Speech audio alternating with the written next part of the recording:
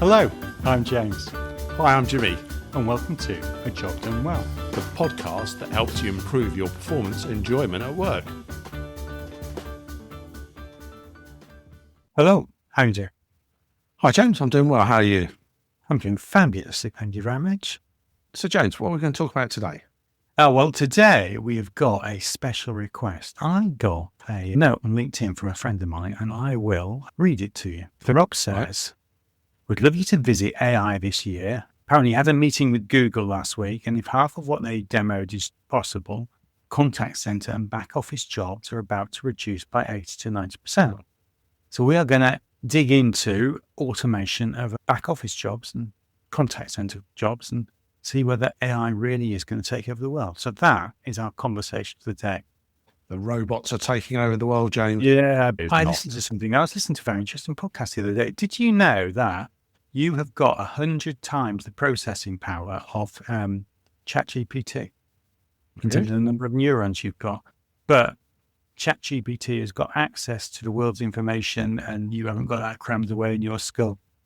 So No, it's not my skull's full of song lyrics from the 1990s and stuff like that. Well, it's not that ChatGPT is cleverer than you; it's just wiser. I think I'm better looking, though. So, what have you been up to, James?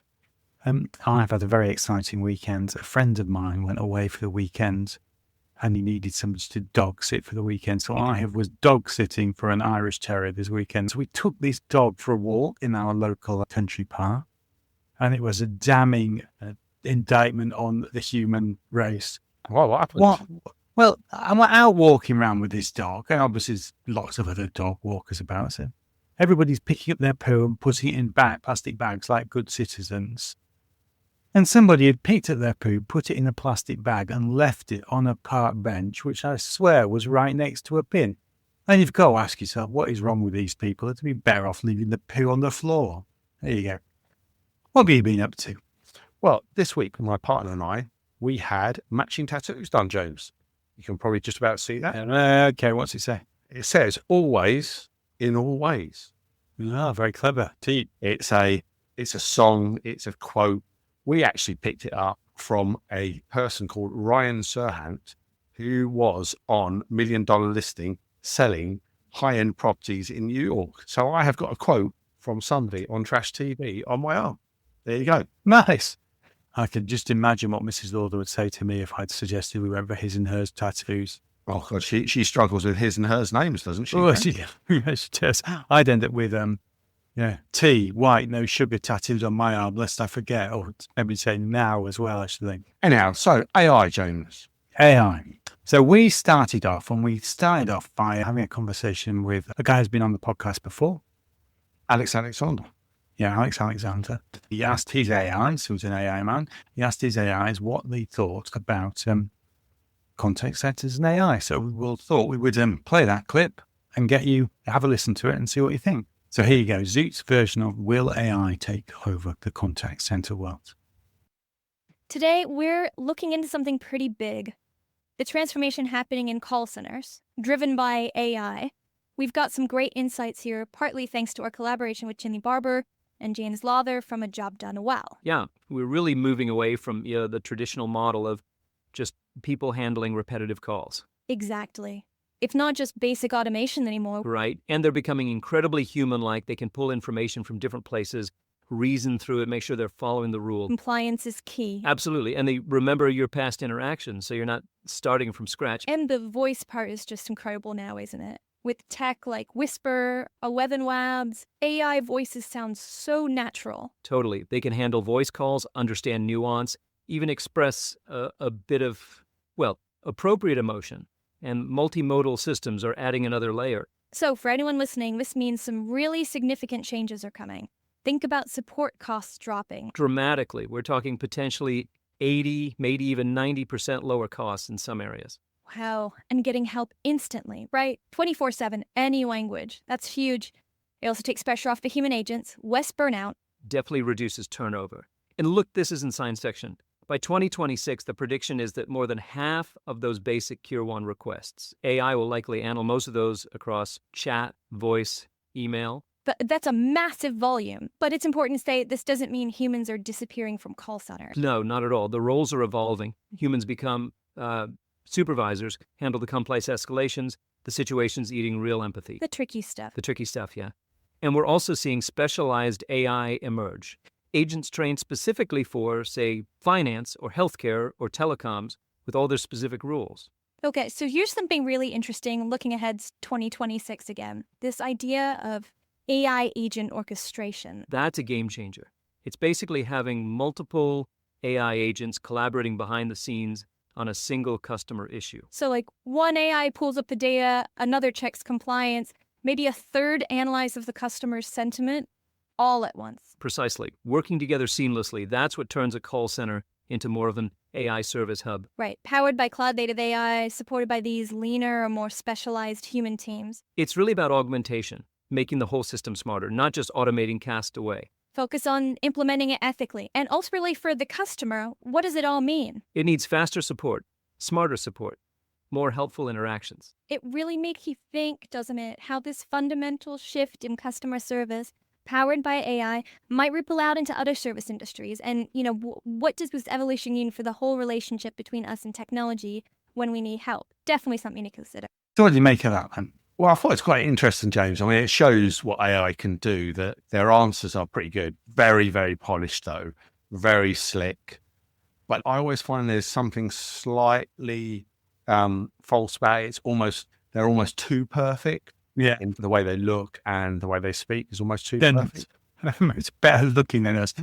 We'll put it out as a YouTube video so you can see it. I think also, and we've come on to this a bit more, I think there is a nuance that gets missed a little bit in this argument. And that was, they were saying that AI can do a lot of the basic work, which will reduce burnout. I actually think the opposite is true, because what they were saying is they'll leave all the complex, difficult stuff to the humans. That makes for hard work. And as we talked about recently in unintended consequences, that isn't necessarily what people want to spend every working hour of their day doing. So I thought I'd actually have a conversation with an AI, because it's sad and lonely like that. ChatGPT is my new best friend. Is this geek talking to geek? Artificial geek? Yeah. So what I did was I had the conversation. Yeah. Obviously, the AI I was using gave an answer, on screen. So what I then did was I took those answers and I translated them into voice. Yeah. So I thought we could have that conversation with the AI. The problem is that you just as a word, and you will work out pretty quickly which voice is the AI and which is us. The AI does tend to bang on a little bit. So I have edited the AI's answers down, but it is definitely what the AI said. So the first question I said to the AI was, will AI be able to resolve all customer calls to a call center? And this is what the AI thought. While AI is making significant strides in call centers, it's unlikely to resolve all customer calls. And I got it in that nice Irish accent. So James, I take it you chose that accent, didn't you? Yeah, I had quite a wide ranging choice. I found an online place where they will... Say no more, James. No. You found an online place? Your business yourself, please. Specialist AI accents. Yeah, you claim you can do all of these things, but what can you actually do? What is AI doing already? AI is already effectively handling routine inquiries, FAQs, basic account information, order status, and simple troubleshooting. It is completing automated tasks such as scheduling appointments or processing basic refunds and password resets. AI can also carry out sentiment analysis to detect customer frustration and prioritize calls or agent assistance, providing real-time information, scripts, and suggestions to human agents during calls. Crucially, AI is available 24/7, providing support outside of traditional business hours. I think that last point's a key one, James. The fact that AI can be available 24/7 does give it some advantage. I think the other thing is we worry about the AI taking our job, but a lot of these jobs have already gone offshore anyway. So I don't think necessarily it's going to be big news for the UK call centre industry.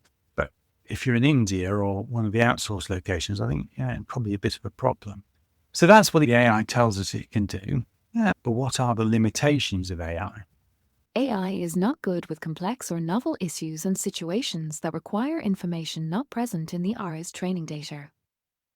While AI can detect emotion, it cannot genuinely feel or respond with human empathy, which is crucial for de-escalating highly frustrated customers or handling sensitive topics. So many customers prefer interacting with a human for personalized service and to feel truly heard and understood.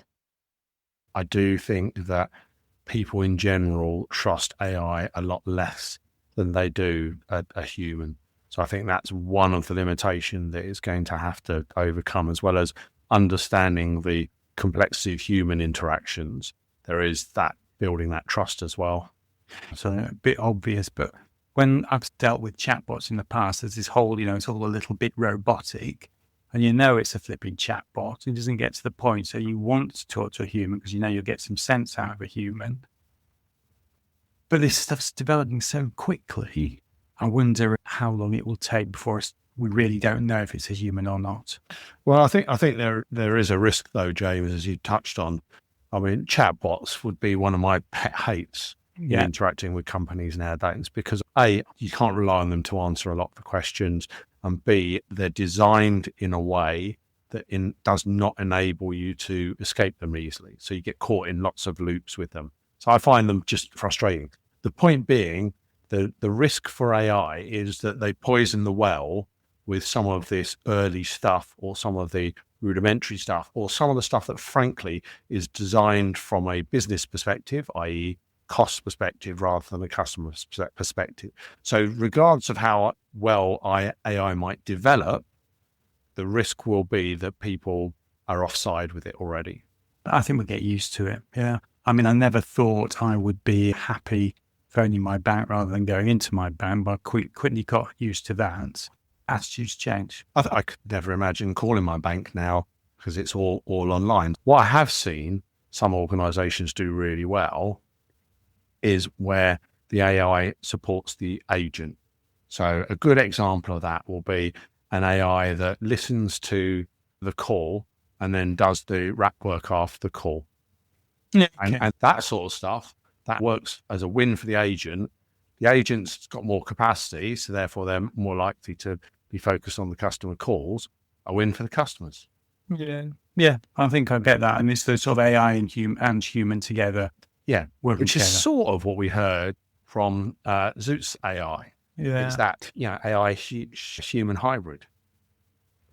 As well as recording this podcast, we help individuals, teams, and entire organizations achieve outstanding results. If you'd like to find out more about how we can help you, please get in touch. Email either jimmy@ajobdonewell.com or james@ajobdonewell.com. The other thing there that then strikes me is, are there any ethical issues or considerations that we need to be thinking about when we implement AI?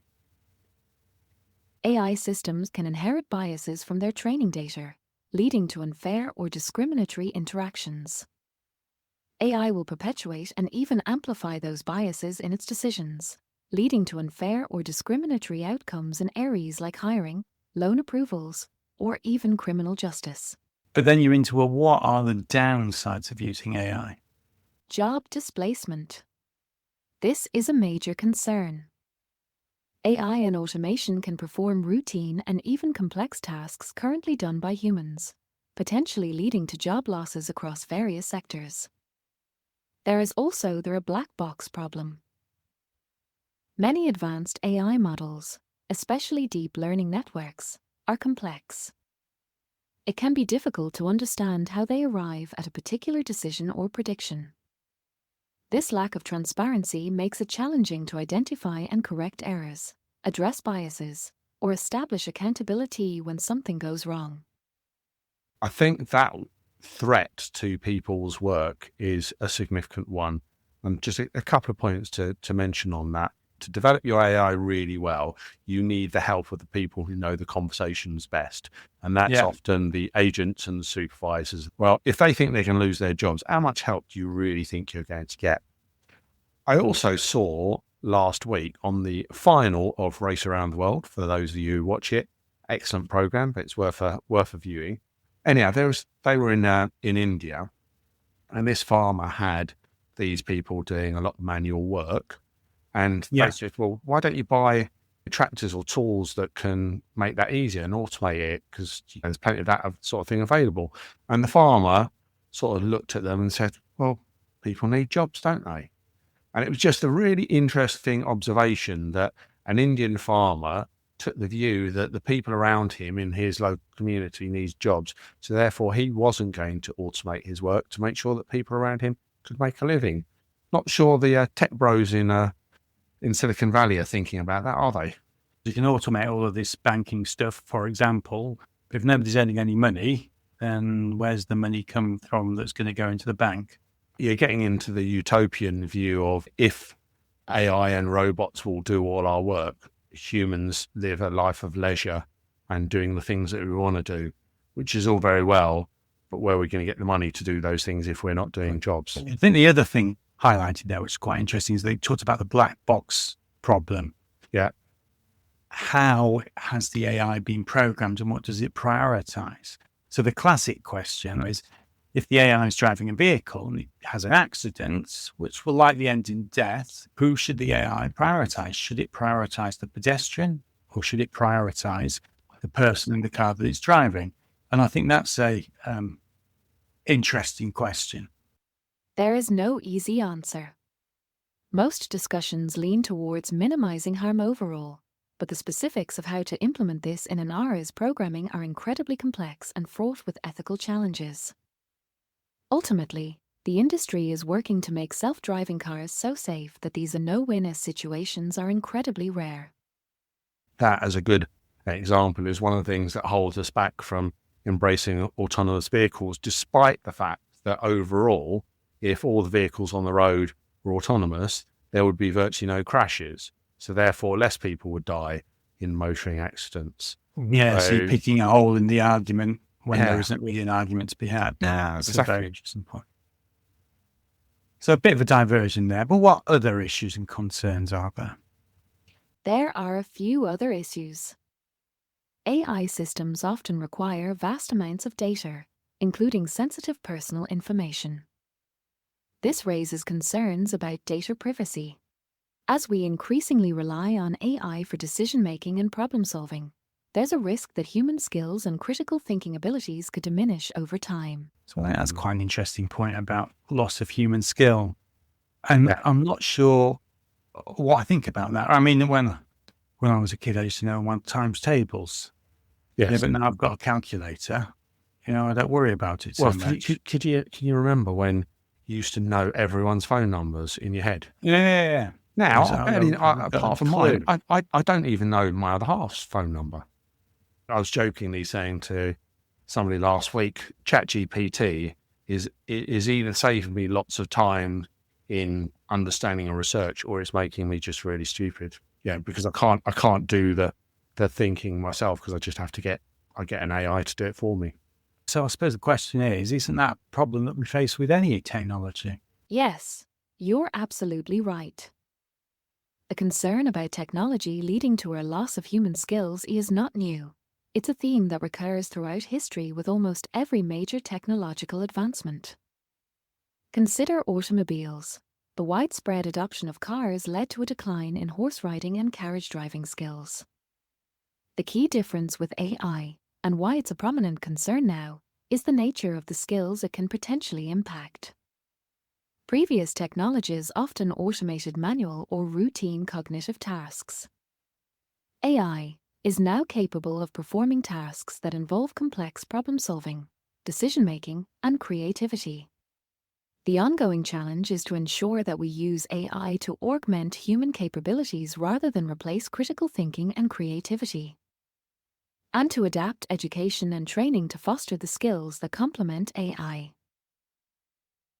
So I'm less convinced by that answer, James. It has to give that answer, doesn't it? Do you think mine to say that? It's what we've always faced. Well, Nottingham used to live on the lace industry, and now it doesn't. So, yes, people adapt. Does that mean every adaptation and every evolution is better than the last? If you ask AI, can it do a good job? Is it a threat? It is intelligent enough to know that it is giving you a politically correct answer. Well, that's very interesting you say that. I have noticed that whenever I ask AI a question, it always agrees with me. Yes, you're absolutely right. If you've enjoyed our podcast, please share it with someone you think would benefit from it. Also, like and follow us wherever you get your podcast, or on LinkedIn, TikTok, or YouTube. And 5-star reviews are always welcome. And equally, if you've got any feedback on how we can improve the podcast, subjects you'd like us to cover, or questions we can help you with, please do get in touch. Email jimmy@ajobdonewell.com or james@ajobdonewell.com. Oh, God. And did you know, James, I was reading recently that one of the big AI companies was bemoaning the amount of cost and power that was used on the fact that people, when they interact with the AI, are always very polite.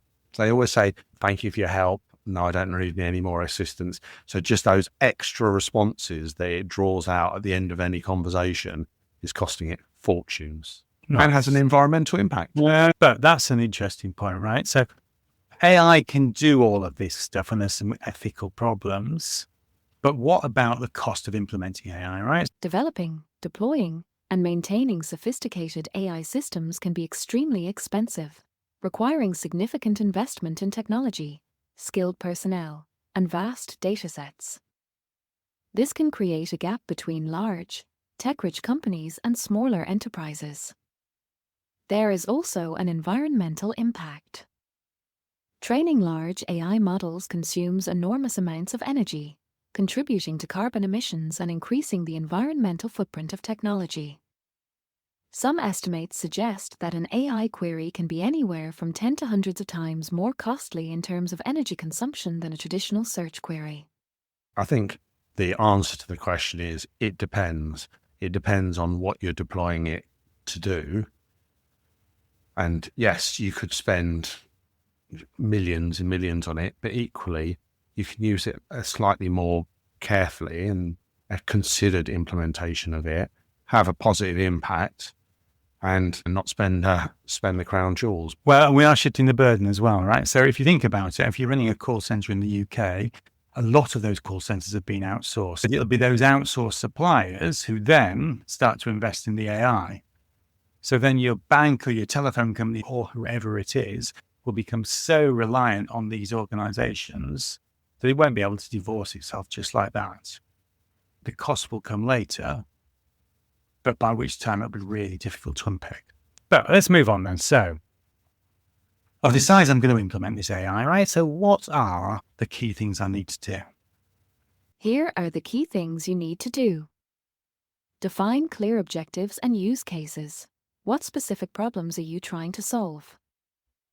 E.g., reduce wait times, improve first call resolution, automate routine queries, enhance agent efficiency, reduce costs, improve customer satisfaction. So that's a bit of a catch-all, isn't it, really? So most organizations will want it all. You're right. It sounds like a catch-all, and many organizations do want all those benefits. However, rarely does an organization have unlimited resources for an AI implementation. Trying to achieve everything at once can lead to diluted efforts and stalled projects. And is there anything else? Identify high-volume, low-complexity interactions that are ripe for automation. Determine where AI can augment human agents rather than completely replace them. Assess your current operations and data readiness.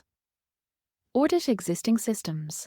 Can your current CRM, telephony, and knowledge-based systems integrate with AI tools? Seamless integration is crucial. Evaluate data quality. AI thrives on data. Do you have high-quality, relevant historical data to train the AI? Is it clean, organized, and free from bias? Identify bottlenecks. Pinpoint the areas where AI can have the most impact on efficiency and customer experience. Choose the right AI technology and vendor. Now, at this point, Jimmy, I have to admit, I cut the AI off, right? Because it was getting a bit dull. But suffice to say, there were 26 other items on that list. So implementing it is a big old job. I would say is that a lot of organizations are running into AI as a solution because it's an easy answer to things. So if you're designing a strategy for your large organization, you've got to have AI in there. Yeah. And it's a simple answer. I think it's interesting that the AI's point around implementation is it might sound like a simple answer. It's not a simple implementation. Well, all right. And so tell me then, AI, what are the sticking points in any implementation? There are numerous potential sticking points when implementing AI in a contact center. Here are 20 common ones. Yeah, all right. Before we bore everybody to tears, tell me what the top 3 things are. Poor data quality and availability. This is foundational. AI models are only as good as the data they learn from. If the data is messy, incomplete, biased, or simply insufficient, the AI will perform poorly, leading to inaccurate responses, frustrated customers, and failed outcomes. 2. Resistance from human agents' lack of effective change management. People naturally fear job displacement or perceive new tech as a threat. If agents aren't brought into the process, trained effectively, and shown how AI assists them rather than replaces them, they will actively or passively resist, making adoption impossible. 3. Lack of clear objectives and realistic expectations. Without specific goals for what the AI should achieve and a clear understanding of its limitations, the project can easily become a costly, unfocused experiment. Unrealistic expectations lead to disappointment and perceived failure, even if the AI is performing as it should within its capabilities. If you start with thinking about AI from what can it do for the challenges that my customers have, so think about it from a customer perspective, that will help in terms of clear objectives. I think the second point is the resistance of people to this. And actually, you need the people to be on side about this. As I touched on earlier, the people who know best about the conversations with customers are those having those conversations. If you want them to give you that knowledge when they know they're going to be made redundant, you might find some resistance there. Well, I've seen these things work and I've seen them fail, but the question is, do you think your managers are up to implementing it? While it's a tough ask, effective managers are crucial for successful AI implementation. Those who succeed will be proactive in understanding AI, strong in change management, and disciplined in setting realistic goals.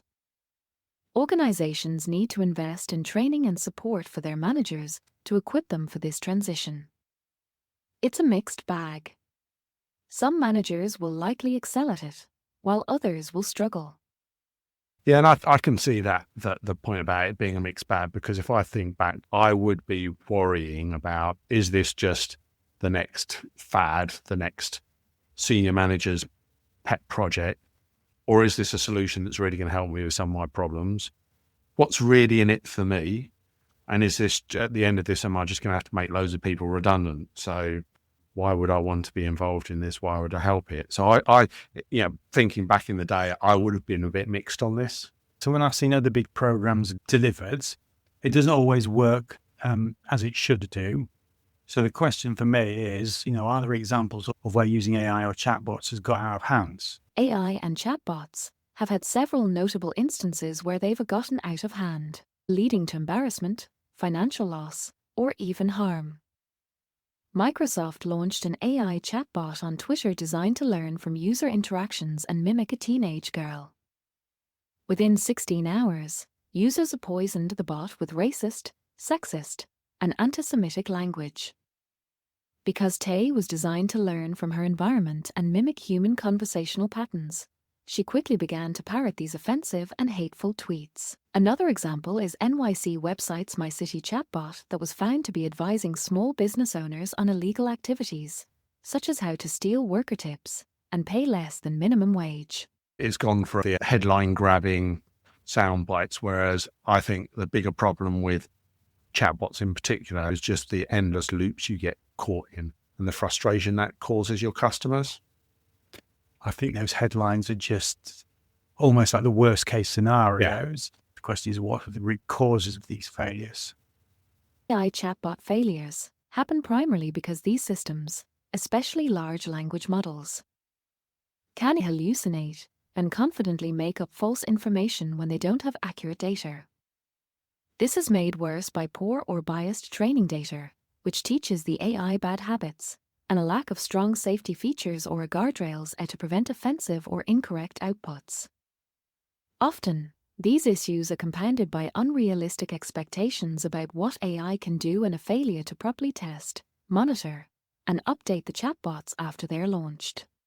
I think that's an interesting point. Having used AI in the past, you've got to invest some time to teach it, and you've got to give it some good data. If you don't do those two things, you're not setting up for success. Those problems are very similar to what you'd experience if you were setting up a call center with human agents. Yeah. Other than maybe the hallucination point. Depends what they've been smoking. You've hit on a crucial point. Many of the sticking points and reasons for AI failure in a contact center are indeed analogous to challenges faced when setting up and running a contact center with human agents. Both AI and human agents need access to data, access to systems integration, correct training, and appropriate guardrails policies.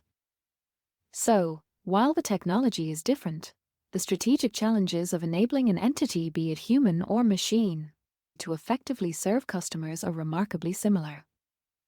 The key difference is that AI requires these elements to be codified and systematically programmed, whereas humans can adapt more flexibly to imperfect conditions. If I've already got those problems in the human call center, why would I think I won't have exactly those same problems in an AI center? I mean, data, as a great example, poor data given to a human or an AI is equally damaging. If your human call center already struggles with issues like poor data, siloed systems, inconsistent training, or resistance to new processes, then yes, you can absolutely expect those same problems to reappear and often worsen when you try to implement AI. AI needs clean, organized data and seamlessly integrated systems to work at all. It can't guess or adapt like a human. If your human agents already struggle with these things, an AI will just amplify the chaos because it lacks human intuition and common sense. Plus, the fear of AI-driven job changes can make existing resistance to new tech even more intense among your staff. Well, that's interesting. AI will just amplify the chaos because it lacks human intuition and common sense.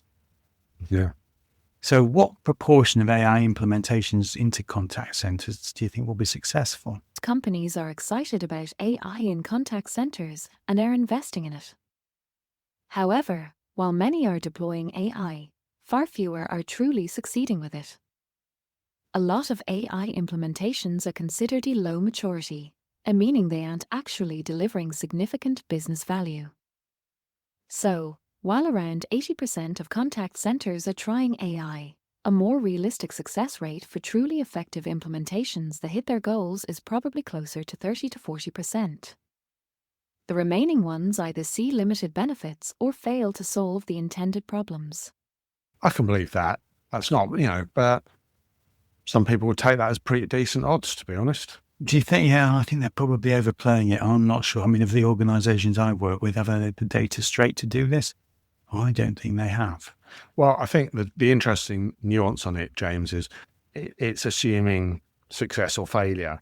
I think there are lots of organizations that will do this, will have subpar data, will still get something out of it, but just won't fully exploit the technology. So I think it's not just success failure, it's underperformance. I think there'll be a small number that get success, a large number that underperform. Yeah, because the AI won't be able to cope with it. So there's no human intuition going on at all. Yeah. But how does that compare with, so there've been lots of historic BPO implementations, i.e. outsourcing human staff. How does that compare with that? While human outsourcing aimed for cost savings and scalability, it often faced issues with consistent quality, cultural barriers, and managing human agents. AI automation offers superior efficiency, consistency, and cost predictability for routine tasks, eliminating wait times and providing data insights. And this comes back to one of my fundamental beliefs around AI or outsourcing or the other things that we could do. I think you just got to get the fundamentals in place before you start trying to move work, or whether it's to an AI or to an outsourcer. Get the work straight before you do that. Right, and exactly. And if I look at, every contact center that I've worked out, the big problem has been lack of thinking things through, over standardization, and just reams and reams of failure to bar coming in. Well, you can spend millions on developing and getting AI to handle your failure demand. How's that a good thing? As opposed to investing in getting rid of your failure demand. You're hitting on a fundamental point about the limitations of both strategies. Yes, AI will indeed face the same problem with non-standard, non-repeatable contacts, if not more acutely, than human outsourcing. The real solution to the failure demand isn't just swapping human agents for AI, but fundamentally fixing the underlying issues that cause those non-standard contacts in the first place. Or ensuring a seamless, intelligent handover to highly skilled human agents. Wow. Yeah, and there's the key. All right. So there you go. There's the AI. Thank you very much for explaining. You're welcome. I'm glad I could provide a clear explanation. And so if anybody's interested, all of that was generated using Gemini, which was the Google AI. Absolutely free. You can tap away and ask it all your questions. So where would you go with that then, Jimmy? What would your summary be? It's easy to say that it's a slam dunk. The AI is going to solve all the problems of the world and will get rid of 80 to 90% of the work. As Google were quoted in saying, there's a difference between the theory and the practice. The theory is it could do that. The practice is when you add humans into the mix, you add poor data into the mix, and all the other variables that in the real world, I think the position is much more nuanced. I think there will be a small number of very successful AI implementations, a lot of underperforming AI implementations, and a fair smattering of failures. So I don't think we'll be sitting here this time next year with 80 to 90% of those jobs disappearing. Most organizations will be looking at this thinking, how do I save money? And you will be able to automate your current shit, excuse my terminology, but it won't make it better. The challenge here is to really understand how your contact center works, get rid of all that failure and all of that waste. And then when you've done that, you can start to worry about taking the cost out. But you can't make something efficient unless you've made it effective to start off with. And I think most organizations will miss that and they'll come down around people's ears. Yeah, I think the most successful ones will be the ones that think about what their customer needs, how they empower their users to help their customers, and use AI to supplement that, rather than starting off with AI as the solution. Then we put that to bed then. Thanks, James. And I'll leave you now to go off and spend time with Gemini. Oh, well, yes. My new best friend. All right. I'll speak to you later. Cheers now. Cheers.